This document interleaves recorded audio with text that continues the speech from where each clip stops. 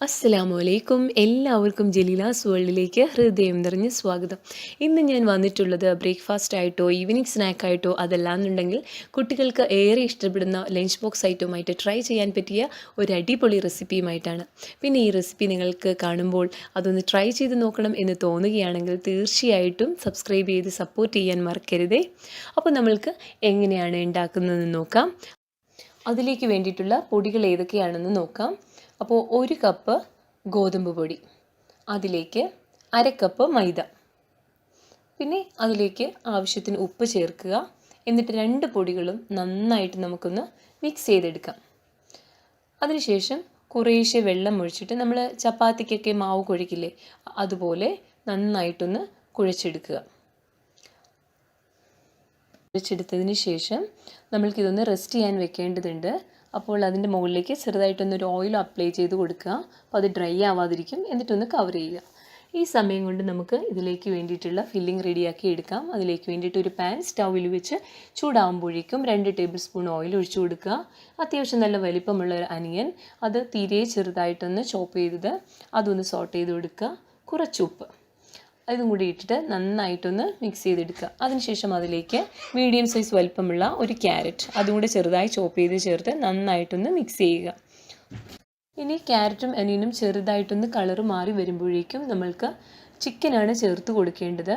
അപ്പോൾ ഞാൻ already chicken ഉപ്പ്, കുരുമുളക് പൊടി, മഞ്ഞൾപ്പൊടി, മസാലപ്പൊടി ഇത്രയും ചേർത്തിട്ട് നന്നായിട്ടൊന്ന് വേവിച്ചെടുത്തിട്ടുണ്ട്. അതിൻ്റെ എല്ലെല്ലാം മാറ്റി ആ മീറ്റ് നന്നായിട്ടൊന്ന് കട്ട് ചെയ്തെടുത്തതാണ് കേട്ടോ ചേർക്കുന്നത്. അതുപോലെ തന്നെ ചിക്കൻ ഞാൻ വേവിക്കുമ്പോൾ ഒട്ടും തന്നെ വെള്ളം ചേർത്തിട്ടുണ്ടായിരുന്നില്ല. ലോ ഫ്ലെയിമിലിട്ടാണ് അത് വേവിച്ചെടുത്തത്. അപ്പോൾ അതും കൂടെ ചേർത്തിട്ട് നമുക്ക് നന്നായിട്ട് ഇതൊന്ന് മിക്സ് ചെയ്തെടുക്കാം. ഇത് ഓൾറെഡി എല്ലാം കുക്ക് ആയതുകൊണ്ട് തന്നെ നമുക്ക് ഓവറായിട്ട് കുക്ക് ചെയ്തെടുക്കേണ്ട ആവശ്യമൊന്നുമില്ല കേട്ടോ. അപ്പോൾ പെട്ടെന്ന് തന്നെ നമ്മുടെ ഫില്ലിങ് റെഡിയാവും. ഇനി നമ്മൾക്ക് ചപ്പാത്തി പോലെ നമ്മുടെ ഡോ ഒന്ന് പരത്തിയെടുക്കേണ്ടതുണ്ട്. അതിന് വേണ്ടിയിട്ടുള്ള പൊടി 1 സ്പൂൺ മൈദ, 1 ടേബിൾ സ്പൂൺ മൈദയും 1 ടേബിൾ സ്പൂൺ കോൺഫ്ലവറും ഇത് നന്നായിട്ടൊന്ന് മിക്സ് ചെയ്തെടുക്കുക കേട്ടോ. എന്നിട്ട് ഇനി നമ്മൾ ഈ സമയം കൊണ്ട് നമ്മളുടെ മാവ് നന്നായിട്ട് സോഫ്റ്റായിട്ട് വന്നിട്ടുണ്ട്. അപ്പോൾ ഈ മാവ് ഞാൻ നല്ല വലുപ്പത്തിലുള്ള 4 ചപ്പാത്തിക്കുള്ള മാവുണ്ട് കേട്ടോ. അപ്പോൾ അത് നന്നായിട്ട് ഒന്നും കൂടി നമുക്കൊന്ന് കുഴച്ചെടുത്തതിന് ശേഷം 4 സെപ്പറേറ്റ് ബോൾസാക്കി എടുക്കാം. ഇനി നമ്മൾക്ക് ഇത് ഓരോന്നും നമ്മളെപ്പോഴും സാധാരണ ചപ്പാത്തിയൊക്കെ പരത്തിയെടുക്കില്ലേ, അപ്പോൾ അതുപോലെ ഓരോന്നായിട്ട് ഒന്ന് പരത്തിയെടുക്കുക.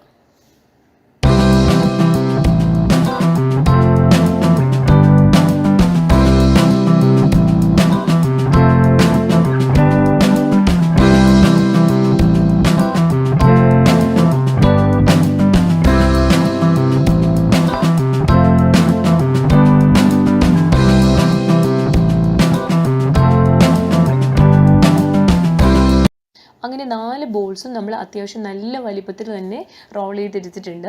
ഇനി നമ്മൾക്ക് ഓരോ ലെയറും എടുത്തിട്ട് ഇതുപോലെ ഒന്ന് ഓയിൽ അപ്ലൈ ചെയ്ത് കൊടുക്കണം.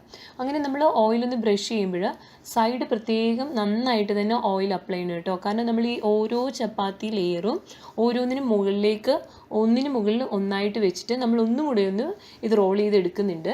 അപ്പോൾ അതിന് വേണ്ടിയിട്ട് നമ്മൾ സൈഡ് നന്നായിട്ടൊന്ന് ബ്രഷ് ചെയ്ത് കൊടുക്കണം ഓയിൽ. കാരണം നമ്മൾക്കിത് ഓരോന്ന് സെപ്പറേറ്റ് ചെയ്ത് എടുക്കേണ്ടതാണ്. അപ്പോൾ സൈഡ് വഴിയിട്ടാണല്ലോ നമ്മൾ ആദ്യം ഓപ്പൺ ചെയ്തെടുക്കുക. അപ്പോൾ അവിടെ പെട്ടെന്ന് നമുക്ക് വിട്ട് കിട്ടുന്നതിന് വേണ്ടിയിട്ട് ഓരോ ലെയർ വെക്കുമ്പോഴും സൈഡിൽ ആദ്യം നന്നായിട്ട് ഇതുപോലെ ഓയിലൊന്ന് ബ്രഷ് ചെയ്ത് കൊടുക്കുക.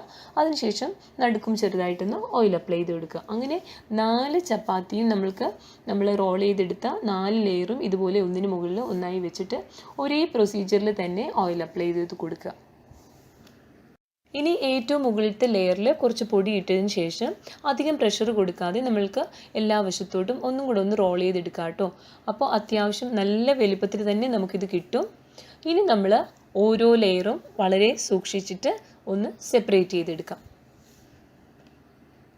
ഇങ്ങനെ സെപ്പറേറ്റ് ചെയ്തെടുത്ത ഓരോ ലെയറിലേക്കും നമ്മൾക്ക് ചിക്കൻ, ക്യാരറ്റ്, അനിയൻ ഫില്ലിങ്ങും അതുപോലെ തന്നെ ഞാൻ കുറച്ച് സ്പ്രിംഗ് അനിയൻ എടുത്തിട്ടുണ്ട്. അപ്പോൾ അതും കൂടെ ചെറുതായിട്ടൊന്ന് ചോപ്പ് ചെയ്ത് ഇതിലേക്ക് ചേർക്കുന്നുണ്ട്. വെജിറ്റേറിയൻസിന് ചിക്കൻ ഒഴിവാക്കാം. നമ്മളുടെ ഇഷ്ടത്തിനും ടേസ്റ്റിനും അനുസരിച്ച് നമ്മൾക്ക് ഫില്ലിങ് മാറ്റാവുന്നതേ ഉള്ളൂ. അപ്പോൾ അങ്ങനെ ഓരോ ലെയറിലേക്ക് നമുക്കൊന്ന് ഫില്ലിങ് വെച്ച് കൊടുക്കാം. അതിനുശേഷം 4 സൈഡ്സും ഇതുപോലെ ഒന്ന് ഫോൾഡ് ചെയ്തെടുക്കാം. അങ്ങനെ ഓരോ ലെയറും ഫില്ലിങ് വെച്ചതിന് ശേഷം ഇതുപോലെ ഫോൾഡ് ചെയ്തെടുക്കുക.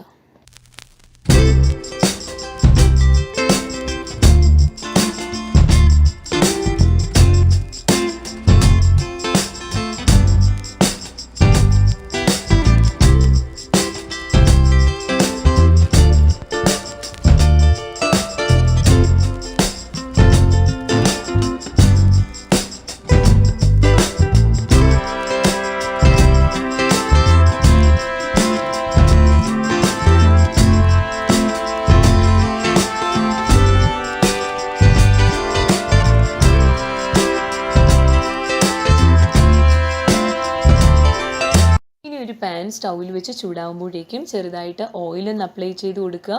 ഓയിൽ നന്നായിട്ട് ചൂടായിട്ട് വരുമ്പോഴേക്കും നമ്മൾ റെഡിയാക്കി വെച്ചിരിക്കുന്ന ഓരോ പാക്കും ഇട്ട് ഒന്ന് 2 വശങ്ങളും ഗോൾഡൻ ബ്രൗൺ ആകുന്നത് വരെ കുക്ക് ചെയ്തെടുക്കാം. അങ്ങനെ നമ്മളുടെ സൂപ്പർ സ്നാക്ക് റെഡി ആയിട്ടുണ്ട്. എല്ലാവർക്കും ഇഷ്ടപ്പെടും. ഒരു തവണ കഴിച്ചു കഴിഞ്ഞാൽ തീർച്ചയായിട്ടും നിങ്ങൾ വീണ്ടും ഉണ്ടാക്കി കൊടുക്കും. അതുപോലെ തന്നെ മക്കൾക്കൊക്കെ ലഞ്ച് ബോക്സിൽ ഉണ്ടാക്കി കൊടുക്കാൻ പറ്റിയ ഒരു സൂപ്പർ സ്നാക്കാണ്. നമ്മൾക്ക് ഇത്രയും പറയുന്ന ലെങ്തിയൊന്നും നമ്മൾക്ക് കുക്ക് ചെയ്ത് വരുമ്പോഴേക്കും ഉണ്ടാവില്ല. നമ്മൾക്ക് തലേ ദിവസം വേണമെങ്കിൽ ഇത് റെഡിയാക്കി വെച്ച് ഫ്രിഡ്ജിൽ വെക്കാവുന്നതേ ഉള്ളൂ.